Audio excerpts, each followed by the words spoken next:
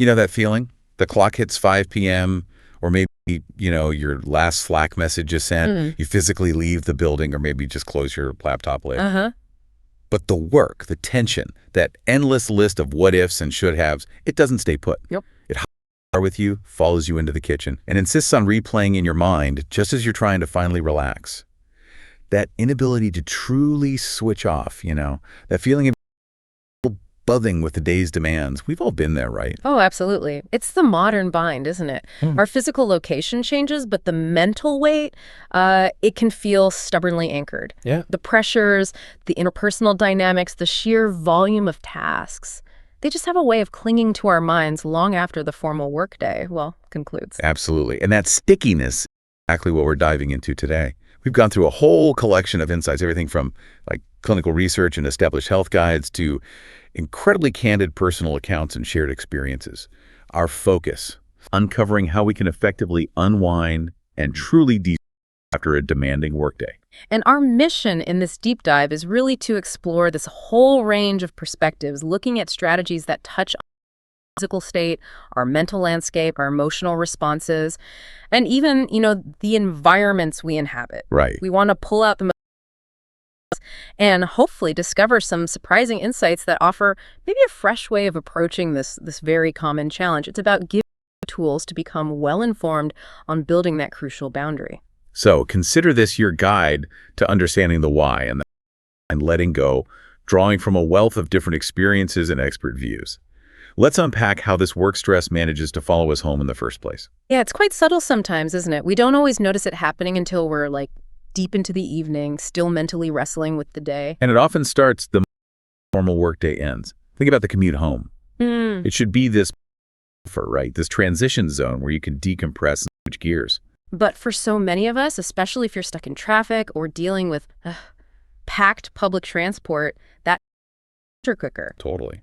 Instead of winding down, your mind immediately defaults to rehashing the day.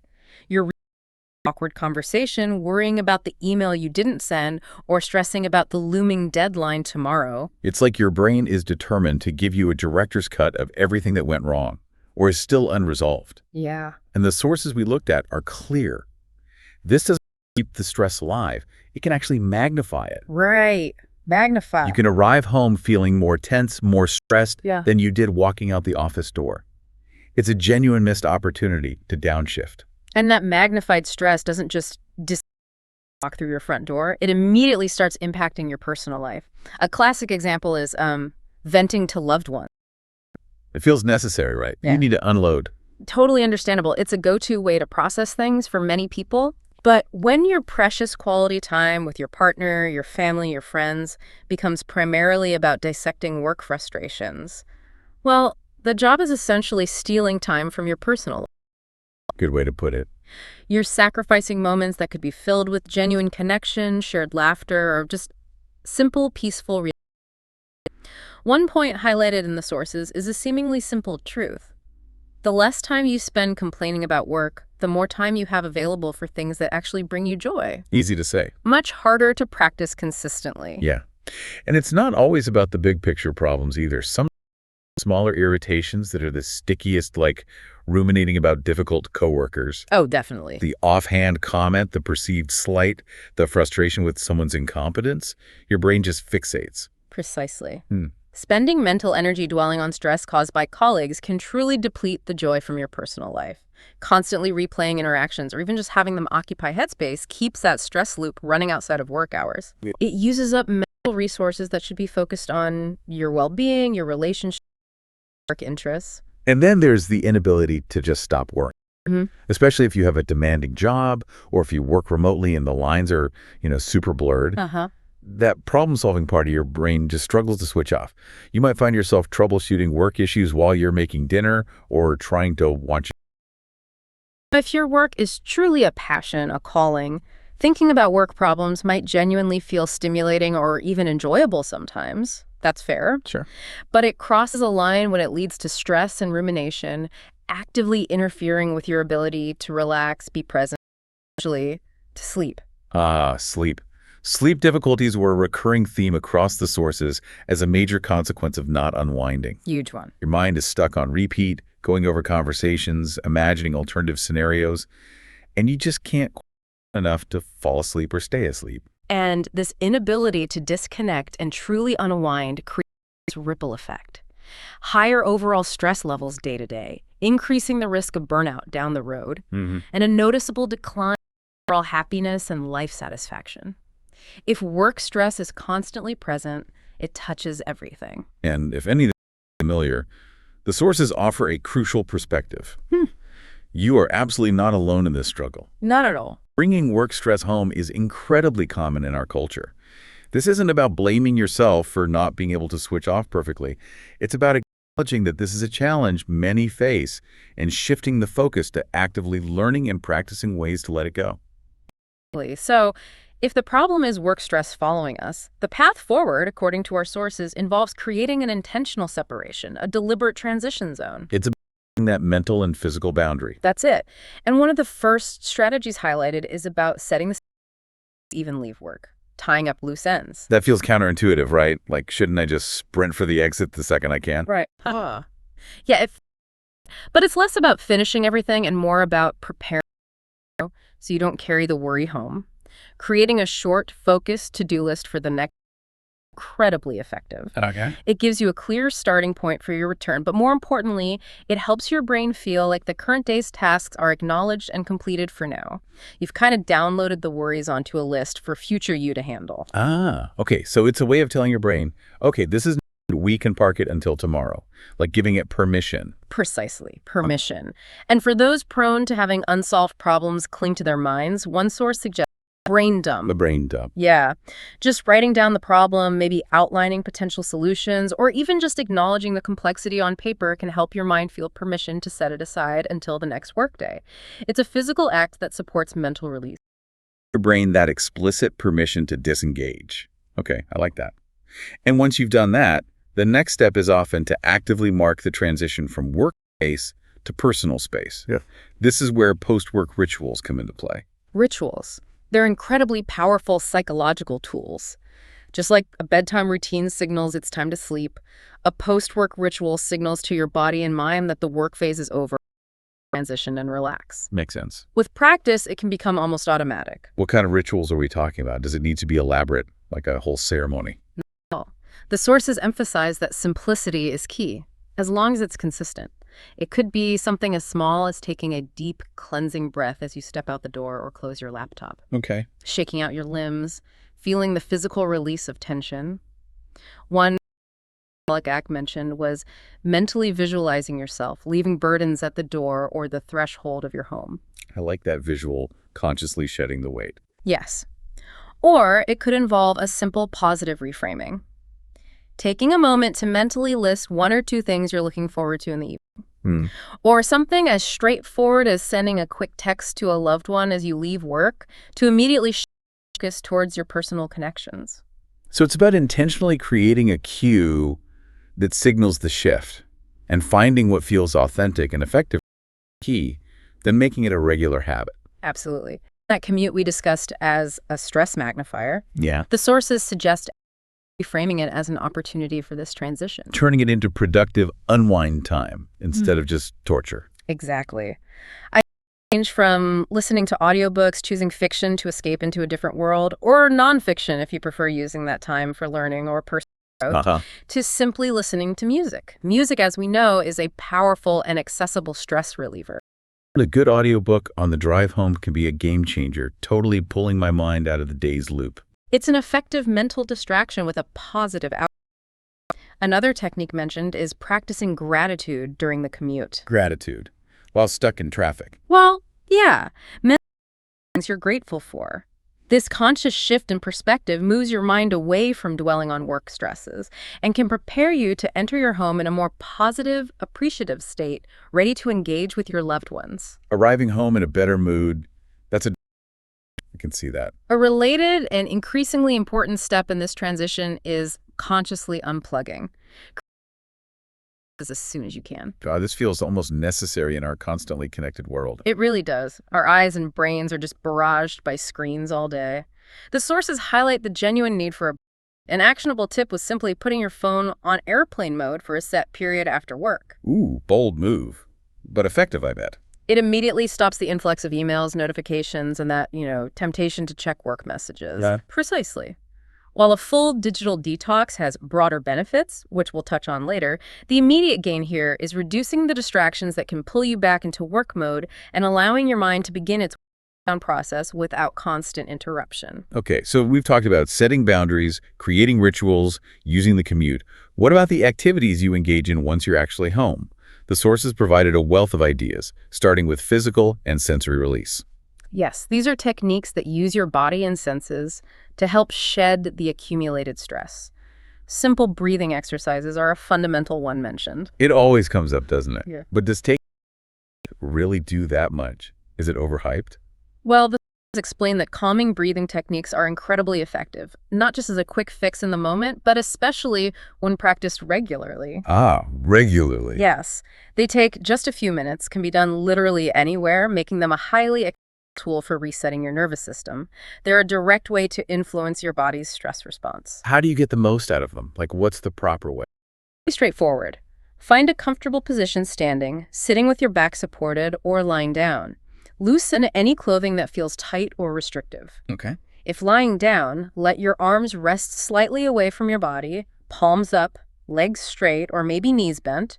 If sitting or standing, flat on the floor, hip width apart. Got it. Position set. Then focus on the breath itself. Allow your breath to flow naturally deep into your belly without forcing it. Breathe in gently through your nose and exhale slowly through your mouth.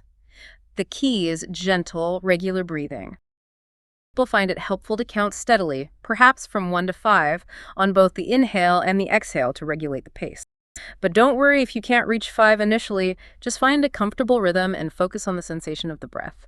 Aim to practice for at least 5 minutes. Just 5 minutes for a reset. That sounds incredibly achievable, even on a bad day. And the impact can be significant over time. Beyond focused breathing, physical activity and movement are highlighted repeatedly in the sources. Especially after a day Yeah. hunching over a keyboard. Absolutely. The benefits are wide-ranging. It's excellent for clearing your head, helping you physically switch off from sedentary work, and providing a productive outlet for releasing pent-up stress and tension in your body. Does it have to be like an intense gym or marathon training? Not at all. The examples provided in the sources demonstrate the flexibility here. Walking, especially being in nature or around trees for added benefit. Ah, nature bathing. Yeah. Running, dancing, weightlifting, in team sports. Someone specifically mentioned cycling, noting how e-bikes can be a game changer, making longer rides more and enjoyable. Even simple stretching was noted as effective. So the message seems to be just find a way to move your body that you actually enjoy. Don't force yourself into something you hate. Exactly. Flexibility is even short bursts of movement, like 5-10 minutes on a stationary bike or treadmill, were mentioned as being beneficial. The most important factor is consistency and finding something that resonates with you. And this links back to the idea of hobbies. Physical leisure activities can reduce that feeling of exhaustion and the need to recover at bedtime, directly combating factors associated with burnout. Okay, shifting from movement to pure sensory experience, what did the sources suggest for soothing the senses? These are practices designed to soothe and promote deep relaxation by engaging the senses.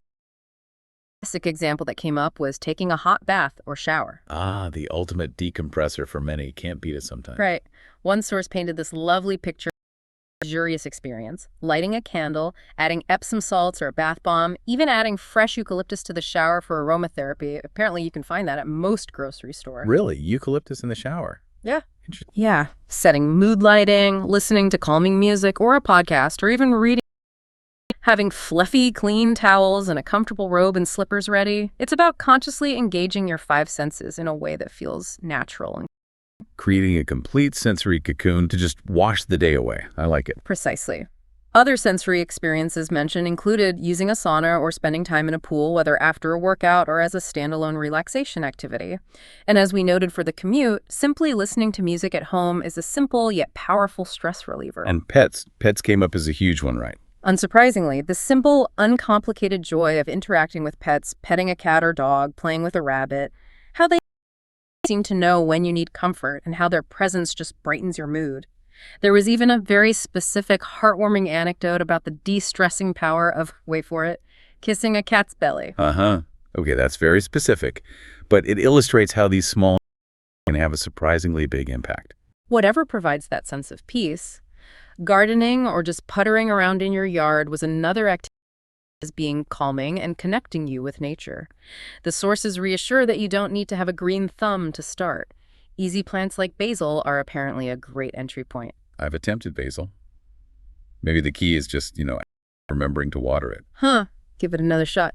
And somewhat surprisingly, even simple routine chores were noted. Chores, like cleaning. How is that relaxing? Well, think about things like watering, brushing your pet, or maybe vacuuming a single room. The mindlessness of these tasks, combined with a clear start and end point, can be effective for clearing your head without requiring complex thought or effort. Huh. Like productive, low-stakes meditation. I can kind of see that. Exactly. And connecting this to the idea of pleasures from positive psychology, intentionally treating yourself to small things that lift your mood and reduce stress. Little acts of self-kindness. We all need more of those. Yes. A comforting cup of tea, watching a favorite comedy show, taking that long walk to enjoy, a soothing bath. The sources suggest mixing these up to maintain that feeling of novelty, and you've earned these moments of enjoyment after a tough day. Now, the sources also included observations about how some people use substances for de-stress, and it's important we report this impartially based on what was presented. Absolutely. It came up, so we need to cover it. The sources mentioned the use of both cannabis and alcohol for individuals seeking to unwind and de-stress after work. Okay. What did the sources say about cannabis use for this purpose? Various forms were noted, including smoking, edibles, and hash brownies. Some users felt it offered a superior way to take the edge off compared to alcohol, specifically mentioning a lack of anxiety or hangover effects they experience with drinking. Interesting comparison. Yeah, and one anecdotal account cited it helping with physical ailments like this, which allowed someone to return to hobbies they loved, which then, further aided their stress relief. Preference for specific types like organic heirloom weed for a milder, more relaxing buzz was also mentioned. And how was alcohol discussed in this context? Alcohol was primarily discussed in the context of the common work hard, play hard mindset, where heavy drinking for stress relief. Right. The after-work drinks culture. Exactly. However, the sources underscored its potential negative impacts, particularly its detrimental effect on sleep quality, which is especially problematic for those already struggling with anxiety. Ah, the sleep disruption. That's key. Huge. One source presented alcohol, especially in patterns of heavy use, as a leading preventable cause of death, framing the relaxation it might offer as coming at a significant cost to overall health and well-being. That's a powerful cautionary note. Puts it in perspective. It does. The sources also pointed out a potential vicious cycle, particularly for individuals with social anxiety who might use alcohol for liquid courage. This pattern, according to the sources, more than quadruples the risk of developing alcohol use disorder. Wow. Quadruples. Yeah. Other issues mentioned were the added calories and sugars, especially in cocktails, noting itself can exacerbate anxiety, and that alcohol can worsen symptoms of both anxiety and depression. So while acknowledging that people use these substances, the sources also clearly outline the potential downsides, particularly for alcohol's impact on sleep, overall health, and anxiety itself. It's not a simple solution. Exactly. The emphasis was on recognizing unhealthy patterns of use, the importance of moderation, and the critical need professional help if dealing with dependency or withdrawal symptoms. We're just presenting this information purely as it appears to sources without endorsing or judging its use. Okay, understood. Moving on from the physical and sensory, the sources also delve deeply into ways for engaging the mind and processing emotions to transition away from the workday. Right. This is about our internal state. A practice that came up frequently, building on the idea of disconnecting, is the digital detox. Which we briefly touched plane mode. This is more involved. Right, but this is a more intentional, often longer-term break from electronic gadgets, phones, laptops, social media. It's gained prominence because our lives are so saturated with technology, and consciously stepping away offers distinct benefits. What are the specific benefits the sources highlighted? Why bother? They detailed 5 key benefits, explaining the mechanism behind each. First, improved sleep. Okay, we keep coming back to sleep. Because it's foundational. The blue light emitted by screens, particularly close to bedtime, interferes with the production of melatonin, the hormone that helps us feel sleepy. Disconnecting from devices before bed measurably improve both the quality and quantity of sleep. So it's the direct physiological effect, not just in your head. Exactly. Second, boosted productivity. Constant notifications and messages from reducing screen time removes these distractions, allowing for better focus and concentration when you are engaging with tasks. One volunteers on expeditions who had a no-phone policy and noted their improved focus. Less pings mean more concentration. Makes sense. Precisely.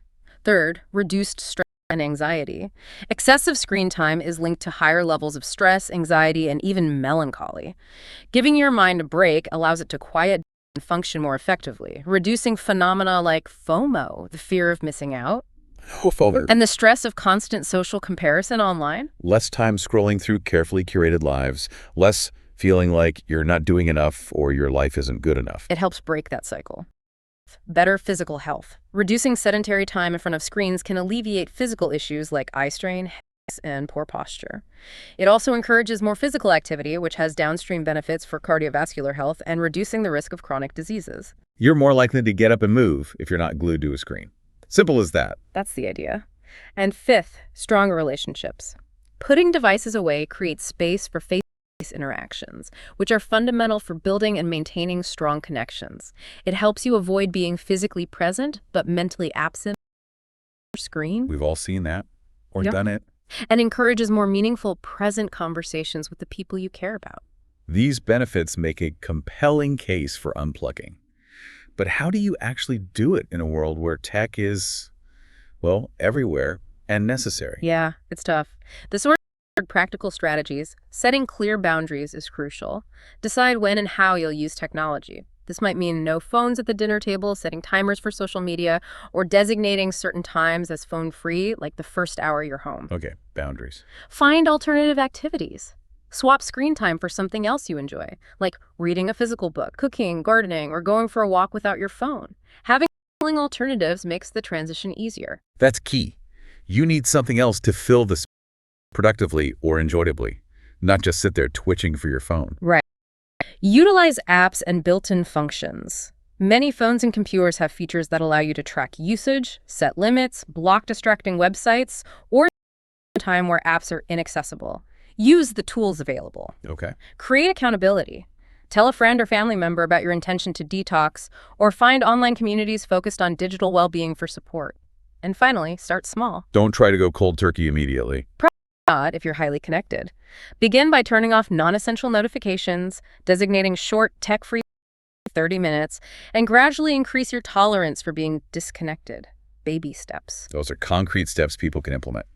Okay, another powerful mental strategy highlighted is Journaling, yes. The sources describe it as a deeply effective tool for stress relief. Thoughts, feelings, and experiences. This process helps you confront and organize the chaotic whirlwind in your head by externalizing it onto paper or, a screen. getting it out of your head. Exactly. Right. It creates a safe, private space for introspection, reflection, and emotional catharsis. And the benefits are numerous, with the sources and key ones. First, it helps you identify the actual causes of stress. How so? By writing freely your underlying stressors you weren't fully conscious of, perhaps you thought your stress was about one deadline, but journaling reveals it's really about feeling unsupported by a team member, for example. It encourages honest self-communication. Okay. 2, it helps process and release emotions. The journal is a judgment-free zone. You can express feelings like anger, frustration, or worry without consequence. This act of acknowledging and releasing these emotions diminishes their intensity and makes them easier to understand and manage, preventing physical tension from building up. Right. 3, it helps you identify stress triggers. By keeping a record of situations that feel particularly stressful, you can start to recognize patterns that contribute to your stress levels. Maybe you notice every time you skip lunch, your afternoon is incredibly stressful. Once identified, you can develop strategies to avoid or better cope with those triggers. Pattern recognition. 4. 4, it helps you manage stress more efficiently. By reflecting on past entries, you can see what coping mechanisms worked and what didn't, helping you make better future. Setting and tracking self-care goals in writing can also be a powerful motivator. Makes sense. 5, it provides a safe space to express yourself fully. You can rant, complain, curse on the page without negative repercussions, unlike maybe expressing that same frustration directly to a colleague or boss.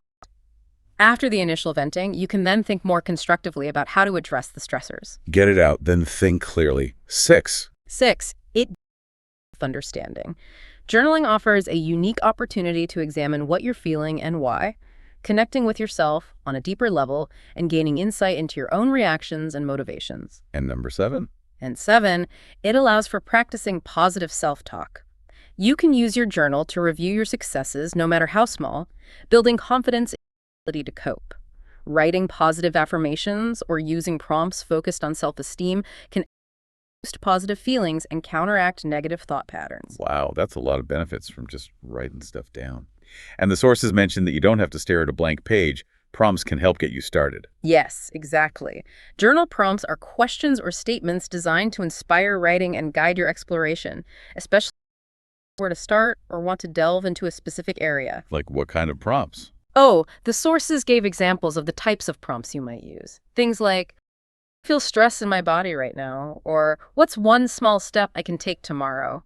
Prompts about reframing negative situations, visualizing, reflecting on past successes, identifying triggers and coping mechanisms, thinking about setting boundaries or who your support network is.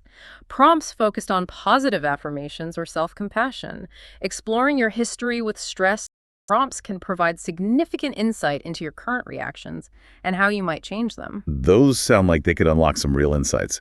Any tips for making a consistent practice, not just something you try once? Consistency is key, definitely. Even if it's just for 10-20 minutes, set a realistic schedule that works for you. It is noted that various types exist: gratitude journaling, art journaling, mood tracking, bullet journaling. So explore and find a style that feels engaging. The goal is often your mind, so stream of consciousness is perfectly fine. Don't worry about perfect. Exactly. Be completely honest with yourself. It's private. Reviewing past entries periodically is helpful for learning and tracking progress. Use prompts to keep it fresh, and remember, it can be fun, short, and sweet. And other stress-relieving activities can make it more enjoyable. It really does sound like a powerful tool for managing your internal world. It truly is. Another fundamental mental strategy is defined simply as focusing on the present moment, intentionally bringing your attention back from dwelling on past stresses or worrying about future. So actively choosing not to let your mind get sucked back into the workday loop. Being here now. Precisely. The benefit of cultivating a greater capacity to leave job stress psychologically at work and fully engage with and enjoy your current life. Practicing mindfulness regularly builds that muscle for present moment awareness and resilience against being hijacked by stress. And the sources included a rich variety of other mental activities you find effective, often shared in personal anecdotes, right? Not just mindfulness and journaling. They did. Activities that absorb your attention and shift your focus. Gaming came up quite a bit. Console games like Zelda, specifically mentioned for their ability to engage through solving puzzles and discovering things. Even simpler iPad games. Yeah. Elaborate adult puzzles were noted as being challenging but fun ways to focus the mind. Escapism through focused engagement makes sense. Exactly. Reading was popular, whether using a Kindle or accessing free digital sources. It was seen as both an investment in personal growth and a reliable way to forget about work on commutes or before bed. Watching TV shows or videos, music videos, episodes on commutes, or simply zoning out on a comfortable chair watching YouTube videos at home, the classic way many people visually disconnect. Sometimes you just need to zone out. Nothing wrong with that. And that's valid. Listening to podcasts was also mentioned, everything from educational ones to story-based narratives or niche topics, seen as part of a routine providing learning or entertainment. And one source delved into a deeper spiritual or philosophical practice. Oh, yeah. Tell me about that. Taoism and meditation were presented as a path to finding inner peace, staying grounded, and handling anxiety. Described as a profound meditation practice, with references to specific books and authors who approach it in practical, likened to acupuncture without needles for its effect on internal balance. Interesting analogy. Yeah. The spiritual aspect was acknowledged, finding a closer connection to one's God or religion for some, its non-denominational accessibility. It highlights how different paths can lead to cultivating internal calm. It's fascinating how many different routes people take to quiet the mind after work. It's not one size fits all. Not at all. And underpinning all these mental strategies is the crucial role of fueling your body correctly. The sources specifically address the significant connection between diet and levels of stress and anxiety. So what we eat can directly influence how anxious we feel. It's not just about general health. Absolutely. The sources identified certain foods and substances that can contribute to increased anxiety. Caffeine for many is a major culprit. While it provides that perceived boost, consuming too much can trigger or worsen anxious feelings. How does caffeine impact anxiety on a biological level? What's happening? Well, the research explained it in compelling detail. Excess caffeine activates specific regions in the brain that process threat. They even mention the midbrain periaqueductal gray matter, the area that gets activated when your brain perceives a predator is closing in. Okay. So it essentially puts your brain into a higher state of alert, like a built-in alarm system. And to make matters worse, it also seems to suppress another brain region that is supposed to help regulate and calm anxiety. Wow, that's a powerful insight. It's making you jittery. It's literally triggering the threat response system. Exactly. In terms of consumption, less than 100 milligrams of caffeine a day seems to have little effect on anxiety. Between 100-400 milligram yields, mixed results depending on the individual, but above 400 milligram a day, studies consistently show a significant increase in anxiety symptoms for many people. And a single large coffee could easily put you over that 400 milligram limit. Yes, a large Starbucks venti, depending on easily exceed the 400 milligram limit on its own. An espresso capsule is typically much lower, maybe 60-80 milligrams. Sources noted that even decaf coffee contains small amounts, maybe 215 milligrams. Good to know. For those looking to reduce caffeine, alternatives like mushroom powders, like reishi or lime, mixed into hot drinks were suggested as caffeine-free options. And if you're cutting back significant intake, weaning slowly is advised to avoid withdrawal headaches or fatigue. Okay. We've already discussed alcohol, but the nutrition sources reinforced its link to anxiety as well, right? They did. Their alcohol intake was highlighted as significantly disrupting sleep quality. There's that sleep connection again, which is a major issue for people struggling with anxiety. While the work hard, play hard culture might push heavy drinking as a stress reliever, the source reiterated that alcohol is a leading preventable cause of death, underscoring that any perceived relaxation comes with a significant price tag for health. Right. Using alcohol to manage social anxiety was specifically called out as a pattern that more than quadruples the risk an alcohol use disorder. The sources also noted the empty calories and high sugar content in many cocktails, emphasizing that sugar itself can worsen anxiety. The clear message was that alcohol can exacerbate both anxiety and depression. Moderation was stressed, and professional help for withdrawal symptoms was strongly advised. And something less obvious, artificial sweeteners. They can affect anxiety. Yes, the sources mentioned that artificial sweeteners have value and can negatively impact gut bacteria balance, which in turn can influence mood and anxiety. Aspartame was specifically linked to anxiety in some individuals, leading to advice to avoid or at least moderate its consumption. Okay, so avoiding those culprits is important. What about foods that can help decrease anxiety, the good stuff? Fortunately, yes. There are several key dietary components identified in the sources that can have a positive impact. Dietary fiber is a significant one. Fiber, like for digestive health, how does that help anxiety? Yes, but its benefits extend far beyond just digestion. Fiber decreases inflammation throughout the body, including within the brain.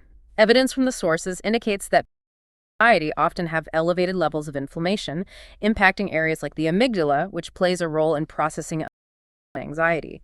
Diets high in fiber have been associated with a reduced risk of depression, anxiety, and stress. So more fiber, potentially inflammation, less anxiety. Where can we get more fiber? Primarily from plant-based sources. Vegetables, fruits, lentils, beans, nuts, seeds, and healthy whole grains. Fiber isn't found in animal or seafood proteins. Prioritizing vegetable intake helps feed and support the gut microbiota, which, as research is increasingly showing, plays a direct role in the gut-brain connection and can influence mood and anxiety levels. So fiber helps calm the gut, which in turn helps calm the brain, that gut brain. That's the emerging understanding presented. Exactly. Another important anxiety-reducing food group is omega-3 fatty acids, specifically the long-chain N3 PUFAs found primarily in fish and seafood. Research highlights their anti-inflammatory and neurochemical effects on the brain. Were there specific study examples? How strong is the effect? Yes, one study mentioned involved medical students, a pretty stressed group, who were given 2.5 grams per day of omega-3s with a specific emphasis on dose of EPA, 2085 milligram, relative to DHA, 348 milligrams. This group showed a 20% reduction in symptoms and 14% lower levels of an inflammatory marker called interleukin-6 compared to a control group getting a placebo. Wow, 20% just from omega-3s. That's significant, especially for med students before exams. It highlights the potential power of these compounds.